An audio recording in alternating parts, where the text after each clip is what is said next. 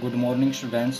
आज हम आपको कराएंगे आरोह भाग 2 के कवि नंबर 4 रघुवीर सहाय का जीवन परिचय। रघुवीर सहाय का साहित्यिक परिचय अपने शब्दों में लिखिए।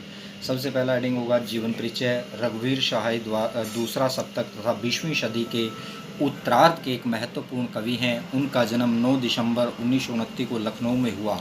उनके पिता हरदेव सहाय साहित्य के अध्यापक थे। सन 1951 में कवि ने लखनऊ विश्वविद्यालय से अंग्रेजी साहित्य में स्नातकोत्तर परीक्षा उत्तीर्ण की, परंतु उनका रचना कार्य सन 1946 से आरंभ हो चुका था। वे आरंभ से ही पत्रकारिता से जुड़ गए।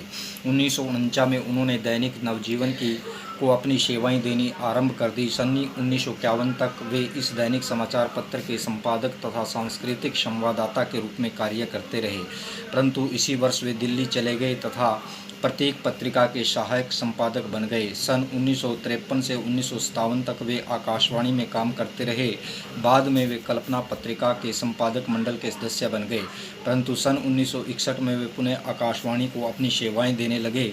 बाद में 1967 में वे दिनमान साप्ताहिक पत्रिका से जुड़ गए। 1982 तक वे इस के प्रधान संपादक रहे, परंतु बाद में वे स्वतंत्र लेखन करने लगे। 30 दिसंबर 1990 को उनका देहांत हो गया। प्रमुख रचनाएं।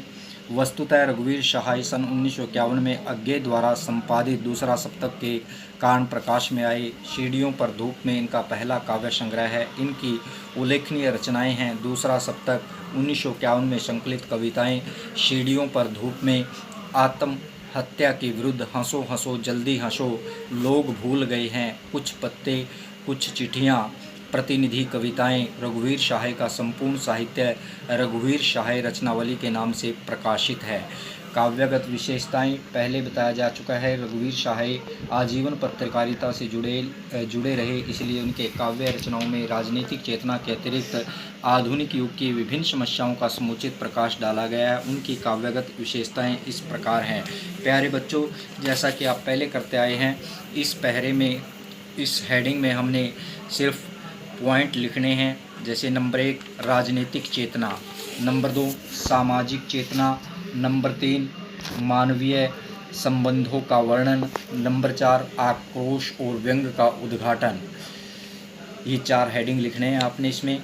अगला हेडिंग है भाषा शैली। इसमें जो मैंने लाइनें खींची हैं और जो लिखा है उसको लिखना है। अखबारों से जुड़े रहने के कारण रघुवीर सहाय की कविता में सहज, सरल तथा बोलचाल की भाषा का प्रयोग देखा जा सकता है। उनकी भाषा की अपनी शैली है। कवि ने संस्कृतनिष्ठ शब्दों के साथ साथ उर्दू के शब्दों का मिश्रण किया है।